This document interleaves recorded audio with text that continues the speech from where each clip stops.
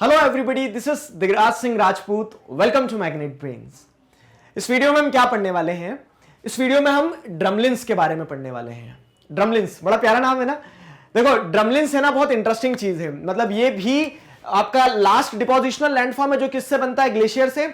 और ग्लेशियर्स इन्हें छुपा के रखते हैं अपने नीचे। ठीक है, जब ग्लेशियर्स मेल्ट होते हैं ना तब सरप्राइज निकलता है कि ये ड्रमलिन है। यहाँ तो कैसे बनते हैं, किस तरह का लैंडफॉर्म है, उनका इवोल्यूशन कैसे होता है, ये सारी चीजें हम आपको इस वीडियो लेक्चर में बताने वाले हैं, समझाने वाले हैं। फाइन, देखो यहां पे कहानी समझो अच्छे से। तो drumlins are smooth oval shaped ridge like feature composed mainly of glacial till with some masses of gravel and sand. अब जैसे अगर देखो तो मैंने आपको बताया कि जितने भी डिपोजिशनल लैंडफॉर्म्स थे, क्या क्या, आउटवॉश प्लेन अभी पढ़ा हमने, एस्कर्स के बारे में पढ़ा, मोरेन्स के बारे में पढ़ा।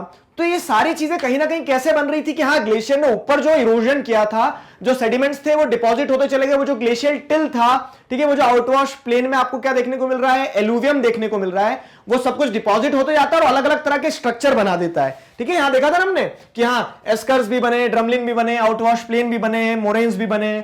तो ये सारा स्ट्रक्चर जो ऐसा बनता है प्लेन एरिया पे, वो क्यों बन रहा है? क्योंकि डिपॉजिट किसने किया है? वो ग्लेशियर्स के अंदर जो सेडिमेंट्स थे वो सारे डिपॉजिट हो गए। वो एलुवियल मतलब एलुवियम है या फिर कह सकते हैं वो ग्लेशियल टिल है।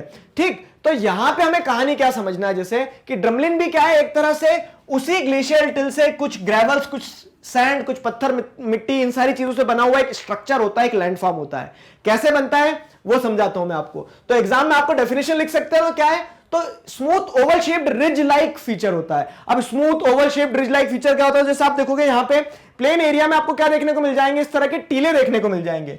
देखने को मिल रहा है? तो रिज लाइक स्ट्रक्चर है। रिज क्या होता है? तो जैसे मैंने आपको एस्कर्स में भी रिज लिखवाया था, बुक में भी लिखा है। रिज क्या होती है? तो आप जैसे देखोगे कि हाँ, hilly areas, continuous chain of hilly areas आप देखने को मिलेंगे, या फिर कह सकते हैं थोड़ा सा elevated part which is in chain, एक पूरी की पूरी लाइन में ऐसे एलिवेटेड पार्ट जो है, तो वह एस्कर हो गया। फिर उसके बाद में आप जैसे देखोगे तो मोराइन्स भी क्या है? रिज है। ठीक, मोराइन्स भी क्या होती है? रिज के फॉर्म में होती है। तो वैसे ही आपको एक उठा हुआ एक कंटिन्यूस एरिया यहां भी देखने को मिलेगा ओवल शेप में, वो होते हैं ड्रमलिन्स। ठीक है, तो वो ड्रमलिन्स होते हैं। अब अगर आगे बढ़ते हैं, हम आगे बढ़ते हैं, समझते हैं। तो they may measure up to 1 kilometre in length. तो ड्रमलिन जो बनते हैं ना, वो लेंथ में 1 किलोमीटर तक हो सकते हैं, ऐसे ये 1 किलोमीटर तक हो सकते हैं, और हाइट में 30 मीटर तक हो सकते हैं। ठीक है, तो बड़े बड़े स्ट्रक्चर होते हैं, ऐसा नहीं कि आप छलांग मार के कूद जाओगे उसके ऊपर से।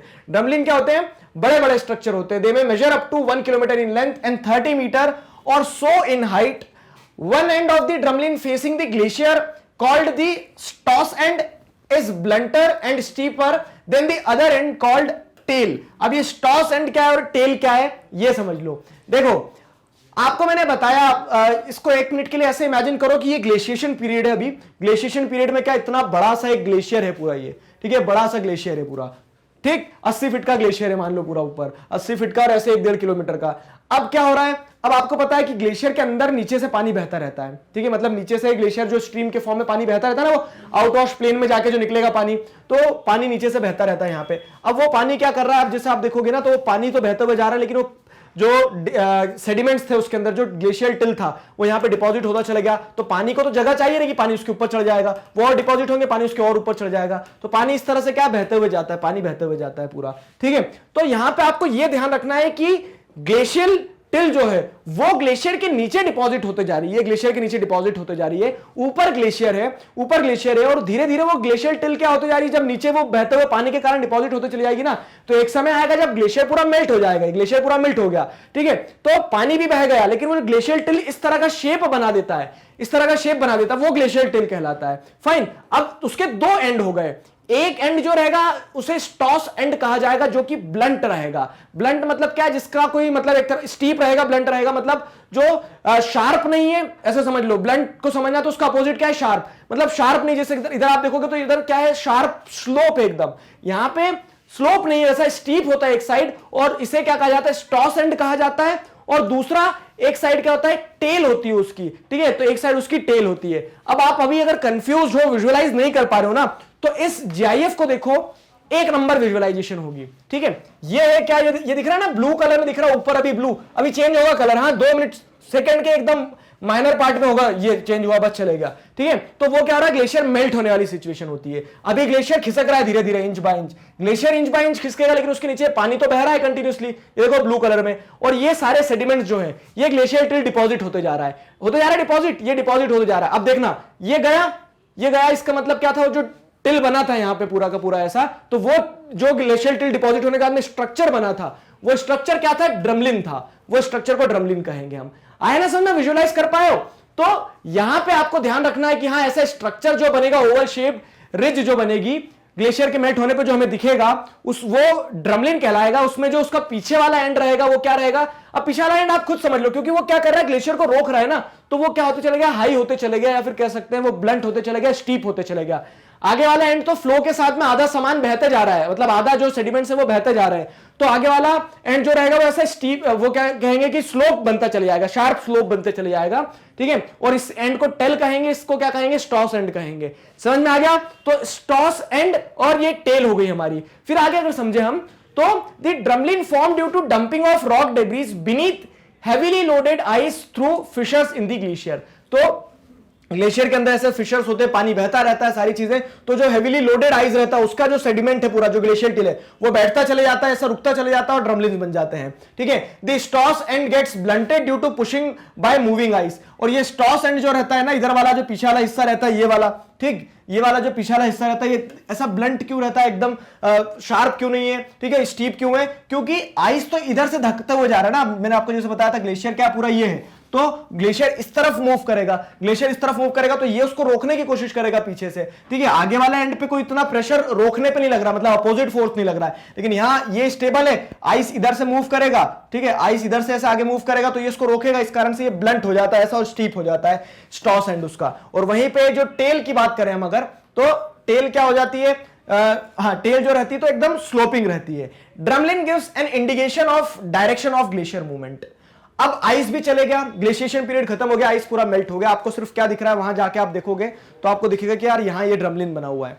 अब ये जो ड्रमलिन है ना, वो क्या बताता है, पता है क्या दर्शाता है, वो ये दर्शाता है कि हाँ, आइस किस डायरेक्शन में गया था। अब बोलोगे सर हमको तो डिटेक्टिव बना दिया आपने, डिटेक्टिव कैसे बना दिए, तो आप जब जाओगे, ठीक है, आप ये देखोगे कि हाँ, ये ड्रमलिन इस तरह के हैं, ये यहाँ पे, तो आपको समझ में आएगा हाँ यार, ग्लेशियर इस तरफ मूव करके गया था। या फिर आप डायग्राम बना रहे हो, ठीक है, या फिर आप डायग्राम बना रहे हो, तो ध्यान रखना जिस तरफ वैली का स्लोप होगा ना, हमेशा ड्रमलिन की टेल उस तरफ ही बनाना है। क्यों? क्योंकि इस तरफ ग्लेशियर मूव करके गया, तभी ये वाला स्टॉस एंड बना है, और इधर क्या है, टेल बनी है। तो आप क्या कर सकते हो, अब कभी घूमने जाओ, कहीं ड्रमलिन दिखे तो समझ जाना हाँ, ग्लेशियर इस डायरेक्शन में बह के निकला था, ठीक है, इधर के रास्तों को गया है ग्लेशियर। इस तरह से आपको क्या हो जाएगा, समझ में आ जाएगी चीजें। Fine, so this was all about drumlin. कुछ बचा तो नहीं पॉइंट? नहीं। Drumlin gives an indication of direction of glacier movement. एक पॉइंट है, क्वेश्चन है कि what is difference between till and alluvium. अब हमने देखा, ठीक है, स्टार्टिंग से मैंने आपको बताया कि ग्लेशियर के कारण डिपोजिशनल लैंडफॉर्म्स बनते हैं। अब जो डिपोजिशनल लैंडफॉर्म बनते, तो उन डिपोजिशनल लैंडफॉर्म में जैसे आउटवॉश प्लेन में मैंने ऐसा बोला कि हाँ, यहां पे आपको एलुवियम डिपॉजिट होते हुए दिखेगा। फिर वहीं पे मैंने आपको मोरेन्स की केस में क्या बोला कि वहां पे आपको ग्लेशियल टिल मिलेगी। तो ग्लेशियल टिल और एलुवियम में क्या डिफरेंस है? डिफरेंस सीधा सा है, टिल जो है बड़े पार्टिकल्स होते हैं, एंगुलर सब एंगुलर फॉर्म में होते हैं, कोरस होते हैं। एलुवियम जो है, तो एलुवियम क्या होता है, small fragmented fertile fine particles होते हैं, ठीक है। एलुवियम आपको आउटवॉश प्लेन में देखने को मिलेगा, ये जो है टिल, तो ग्लेशियल टिल आपको एस्कर्स में या फिर कह सकते हो जो ऊपर के हिस्से में लैंडफॉर्म बन रहे हैं, मोरेन्स जो बन रहे हैं, वहां देखने को मिलेगा। आया ना समझ में? तो ये पूरी कहानी थी किसकी, ड्रमलिन्स की। ड्रमलिन्स हमने कंप्लीट कर लिया है। इसी के साथ हमारा ग्लेशियर कंप्लीट होता है, मतलब ग्लेशियर जियोमॉर्फिक एजेंट था, उसके इरोजनल लैंडफॉर्म्स, उसके डिपोजिशनल लैंडफॉर्म कंप्लीट कर लिए। नेक्स्ट वीडियो में हम वेव्स और करंट्स के बारे में पढ़ने वाले हैं कि किस तरह से वेव्स और करंट्स जो हैं वो अलग अलग तरह के लैंडफॉर्म बनाती है। मैग्नेट ब्रेन्स पर क्लास 4 से क्लास 12 तक इसी तरह से सभी सब्जेक्ट, सभी चैप्टर्स, टॉपिक, सब टॉपिक, सब कुछ सिस्टमैटिक वे में वीडियो लेक्चर्स के फॉर्मेट में अवेलेबल हैं, जिन्हें आप बहुत आसानी से देख सकते हैं, पढ़ सकते हैं, घर बैठे अपना सिलेबस कंप्लीट कर सकते हैं। अपने जूनियर्स और सीनियर्स को जरूर बताइए मैग्नेट ब्रेन्स के बारे में। मिलते हैं नेक्स्ट वीडियो में। Till then stay connected, keep learning. Thank you very much.